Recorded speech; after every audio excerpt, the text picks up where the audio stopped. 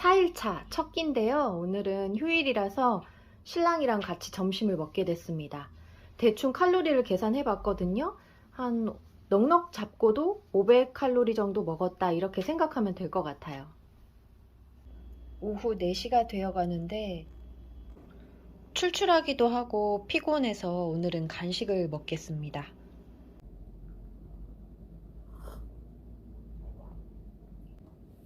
그날이 다가오고 있는지 아랫배가 조금 묵직하고 어제부터 자꾸 피곤하네요. 그래서 오늘은 카페인과 당을 충전을 하려고요. 간식이 생각날 때는 과자나 빵 이런 것보다는 과일을 선택하는 게 옳지 않을까. 다이어트 중에는.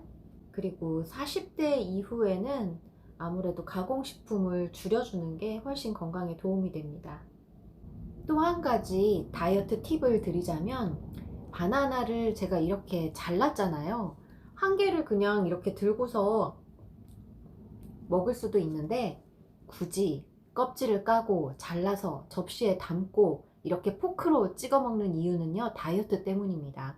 음식의 맛을 충분히 즐기기 위해서예요. 그리고 조금의 양을 입안에 넣고 오물오물 씹기 위해서입니다. 그래야 다른 음식에 대한 욕구가 줄어들거든요. 뭐 렙틴이다, 인슐린 저항성이다 이런 공부 저도 했지만 그런 건 전문가들의 영상을 찾아보시고요. 제가 그거에 대해서 길게 설명할 필요는 없을 것 같아요. 다만 제가 경험했던 거는 음식을 통째로 들고서 먹으면 너무 순식간에 음식이 없어져 버리고 내가 그 음식의 맛을 충분히 음미하지 못합니다. 그래서 가능하면 작은 크기로 잘라서 여러 번 충분히 입 안에서 음미하면 음식에 대한 충동 욕구가 사라지게 되더라고요. 그리고 오늘 할 말이 많네요.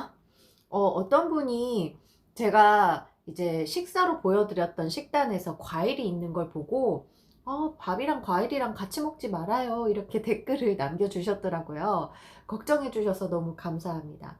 왜 그분이 그런 말을 하셨는지 알아요. 이 과일을 먹는 타이밍이 참 중요하다고 하는데 과연 어느 때가 정답인지는 아직 저는 정답을 못 찾았어요.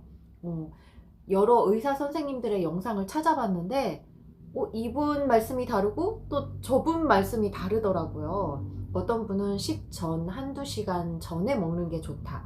식후 두세 시간이 지난 후에 먹는 게 좋다. 어떤 사람은 반찬처럼 같이 식사 도중에 같이 먹는 게 좋다. 식후에 바로 먹는 게 좋다. 뭐 이런 다양한 의견들이 있었고 또 그에 합당한 연구 논문까지 다들 찾아주셨습니다. 그래서 일반인인 저는 많이 헷갈리고 정답을 알 수가 없습니다. 다만 그냥 저의 임상실험, 제 몸뚱아리 하나 가지고 했던 어떤 경험에 의하면 굳이 그렇게 타이밍, 어떤 때를 찾아야 되는가라는 것에 대해서 좀 의문점이 있어요. 그냥 내가 내 몸이 필요로 하는 것 같다 할 때가 저는 맞는 타이밍인 것 같아요. 어떨 때는 그냥 밥을 먹다가 중간에 사과 한 조각을 그냥 먹어요. 그러면 좀 시원하고 뭔가 리프레시 되는 것 같고 계속해서 식사를 해나가는데 어떤 윤활유 역할을 해준다 그런 느낌을 받을 때가 있었고, 또 지금처럼 이렇게 식사와 식사 사이의 중간 지점, 정말 간식이 당길 때 과일을 먹는다. 이게 또 과자나 빵, 초콜릿, 사탕 이런 거에 대한 유혹을 떨쳐주는데 굉장히 큰 도움이 되더라고요. 그래서 제가 내린 결론은 전문가들의 의견을 항상 존중하고 또 많은 연구자들의 연구 자료 결과가 있잖아요. 그런 걸 항상 참고해야 합니다. 그러면서 동시에 내 몸 안의 소리에 귀를 기울여야 해요. 왜냐하면 그 사람들이 나를 대상으로 실험을 해준 건 아니거든요. 내 유전자, 내 성격, 내 상황, 이 모든 것들은 나밖에 알 수가 없는 거예요. 유전자는 솔직히 저도 모르고 그분들도 모르고, 그렇기 때문에 그 모든 것들을 좀 고려해서 지금이다 하는 때를 내가 찾아낸다면 그게 정답이지 않을까. 네, 그때 과일 드시고 후식 드시길 바랍니다. 4일차 마지막 식사입니다. 요거트 볼, 그리고 평소 먹는 토스트 이렇게 준비를 했는데 이 맛살이 하나 추가가 됐어요. 유통기한이 얼마 남지 않아서 오늘 먹으려고요. 칼로리는 대충 465칼로리 정도 되는 것 같아요.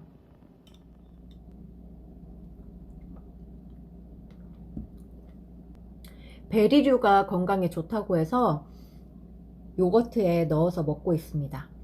간헐적 단식을 하면서 또 좋았던 점 중에 하나는 자신에 대한 통제력? 아니, 절제력이라고 할까요? 그게 좀 커지는 것 같아요. 작은 습관들이 모여서 내 인생을 만들어가는 거잖아요. 그것들이 날 행동하게 만드니까. 그런데 간헐적 단식이 아주 몸에 배어버리면 내가 내 스스로를 좀 절제할 수 있는 능력치가 올라가는 것 같습니다. 아무렇게나 그냥 아무 때나 좀 배고프다, 출출하다고 바로바로 먹을 걸 입에 대면서 충족을 시켜주는 것보다는 그 시간을 조금 지연시키면서 내 안의 느낌들을 이렇게 살펴보는 그런 시간을 가질 수 있는 것 같아요. 그래서 간헐적 단식은 비만이 아니시더라도 뭐 건강하신 분이시더라도 한 번쯤은 시도를 해보시는 게 좋을 것 같아요. 제가 지난번 다이어트 때는 최대 36시간 동안 단식을 해본 적이 있거든요. 그때 사실 배가 고프진 않았는데 머리가 약간 어지러워서 다시 먹기는 했지만 제가 그때 그런 생각이 들었어요. 40평생 살면서 맨날 먹었구나. 물론 뭐 많이 먹었다, 특별한 걸 먹었다 그런 건 아니에요. 그런데 뭔가를 딱 절제해보자. 술은 제가 원래 안 마셔요. 좋아하지 않고 솔직히 술 많이 싫어해요.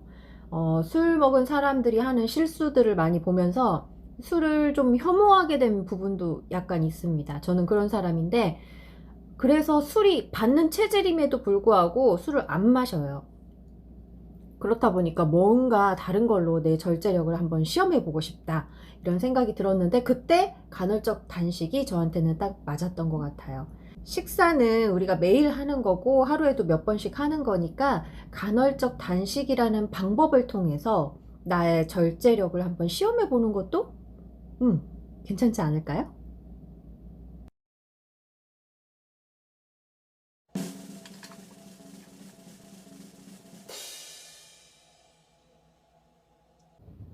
간헐적 단식 5일차입니다. 방금 몸무게를 재고 왔죠. 어제 4일차보다는 0.5kg이 늘었습니다. 이거 큰일 아니야? 뭔가 잘못된 거 아니야? 이렇게 걱정할 필요가 전혀 없어요. 걱정은 no, no, no, no, no, no. 어, 몸무게는 하루에도 1, 2kg 정도는 왔다 갔다 해요. 그리고 화장실에 다녀왔느냐 아니냐 뭐 이런 것도 좌우하기도 하고 이게 지방의 무게가 늘은 것이다 이렇게 생각할 필요가 전혀 없습니다. 왜냐면 어제 제가 잘못한 게 하나도 없기 때문이죠. 물론 칼로리 섭취가 첫날, 둘째 날보다는 조금 많기는 했지만 그래도 하루 적정 칼로리량을 넘어선 게 아니기 때문에 내가 잘못한 게 없다면 0.5kg이 하루 사이에 늘었다 한들 전혀 신경 쓰지 마시고 그냥 하던 그대로 진행을 해 나가시면 됩니다. 제가 경험해 봤기 때문에 잘 알고 있어요. 어제보다는 0.5kg이 늘었다고 해도 그래도 첫날보다 1.2kg이 줄은 거예요. 그것만 생각에 넣으면 됩니다. 체중을 잴 때 조금 주의하시면 좋을 게 있는데요. 제가 당분간 체중을 재지 않고 지내던 시절이 있었습니다. 그 이유가 뭐냐면 강박을 갖기가 싫어서예요. 숫자에 연연하기가 싫어서 에이 나 체중계 안 잴래. 대신 그냥 눈바디만 하자. 샤워할 때 군데군데 한번 살펴보는 거예요. 뭐 팔뚝에 살이 붙었는지 배가 더 나왔는지 뭐 겨드랑이는 괜찮은지 얼굴 턱선 이런 건 괜찮은지 이렇게 눈으로 내 몸을 구석구석 살펴보면서 체크만 하자 생각을 했었는데 제 눈이 그렇게 잘 보고 또 잘 기억하고 이런 게 되고 있는 건가? 라는 의심이 들더라고요. 그래서 어느 날 체중계에 올라갔더니 또 마지막으로 잰 체중보다는 2kg이 늘어 있었잖아요. 그래서 두 번의 다이어트를 진행하면서 제가 내린 결론은 눈바디와 체중계는 같이 가는 것이다. 이걸 따로따로 떼어놓고 생각할 필요가 없다라고 생각이 들었고 그리고 체중계, 요즘은 가정용 인바디 체중계라고 해서 그런 걸 쓰면 골격량도 나오고 수분량도 나오고 뭐 지방 기타 등등 해서. 잠깐 전화 좀 받고 왔습니다. 어디까지 얘기했죠? 저도 예전에 그런 인바디 체중계를 사용을 해봤습니다. 휴대폰하고 연동해서 쭉 뜨던데 저는 오히려 그냥 복잡하기만 하더라고요. 골 근경량이 어떻게 됐고 수분량이 어떻게 됐고 지방량이 어떻게 됐고, 제가 뭐 피트니스 대회에 나갈 사람이 아니잖아요. 그리고 뭐 헬스를 열심히 하는 그런 사람이 아니기 때문에 굳이 이렇게까지 볼 필요가 있나? 그냥 머리만 복잡하고 너무 몸에 집착하게 되는 것 같아서 그것도 전 싫어지더라고요. 그래서 좀 단순화 시키자. 내가 사용하기 편한 거, 그거 쓰자. 그래서 인바디 체중계는 당근으로 보내드리고 몸무게만 직관적으로 볼 수 있는 간단한 체중계를 이용하고 있습니다. 만족하고 있어요. 물론 그 안에 세분화 시켜서 이것저것 측정한 것이 아니기 때문에 몸무게가 왔다 갔다 할 수는 있지만, 그럴 때 눈바디를 이용해서 내가 진짜 찐 건가? 아닌가? 이렇게 체크하시면 됩니다. 내 몸을 더 사랑할 수 있게 돼요. 왜냐하면 우리가 내 몸 구석구석을 이렇게 막 보면서 어디 살쪘나, 어디 아픈가 이렇게 생각할 시간이 생각보다 많지도 않고 그런 습관을 가져온 적이 없습니다. 일부러라도 그런 시간을 한번 가져보는 거 좋은 것 같아요. 나 자신을 사랑하는데 좀 도움이 된다고 생각해요. 그럼 이제 운동하러 갈 시간입니다. 다녀와서 오늘은 뭐 먹을까? 지금도 고민 중인데 아무튼 이따 다시 만나요.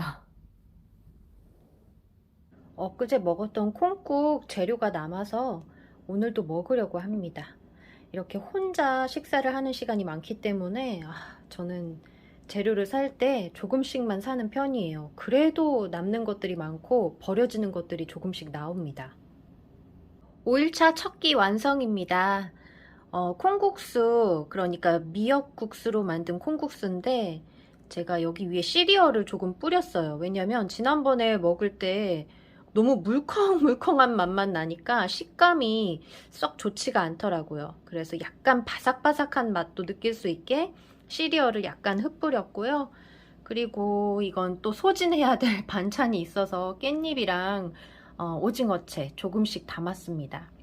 그리고 이거는 아직 정하지 않았어요. 디저트로 먹을지 말지 고민 중인데, 그건 식사 후에 제 기분 상태, 포만감이 어느 정도 되는지, 뭐 단게 당기는지 아닌지 이런 상태를 제가 느끼고 나서 결정을 하려고요. 그런데 여기서 중요한 거, 여러분, 이 과자 지난번에도 보여드렸죠? 그때 먹고 남은 거예요. 물론 그 전에도 먹었다가 남은 건데, 그러니까 무려 이걸 지금 3번인가 4번에 나눠서 먹고 있는데 아직도 남았습니다.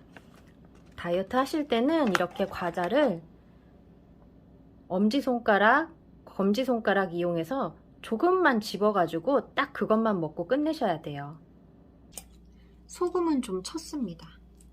밀가루의 쫄깃한 그런 식감은 기대하지 마세요. 약간 물컹합니다. 그래도 저는 곤약면보다 미역국수면이 훨씬 나은 것 같아요.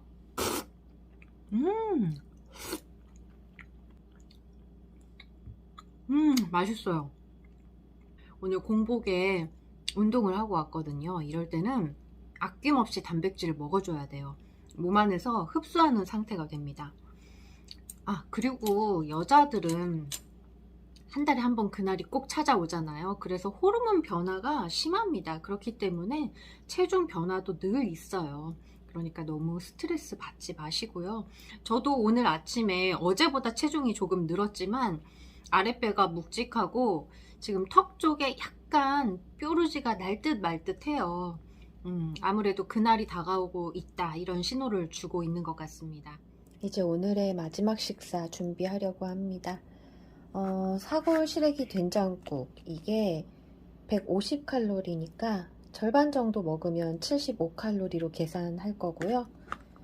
보여드린 적 많지만 작은 공기 햇반 130g짜리 205칼로리, 참치캔 190칼로리, 김 하나는 25칼로리입니다. 5일차 마지막 식사 완성! 총 540칼로리로 계산해봤습니다. 오, 백반을 이렇게 잘 챙겨 먹다니 역시 유튜브가 무섭네요. 6일차 영상에서 다시 만나요.